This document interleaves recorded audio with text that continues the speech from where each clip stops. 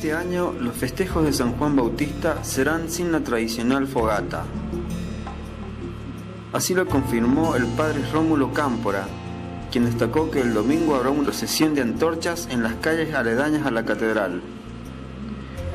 Este año los festejos de San Juan Bautista no tendrán la tradicional fogata de la iglesia catedral que se realizan en la estación San Martín.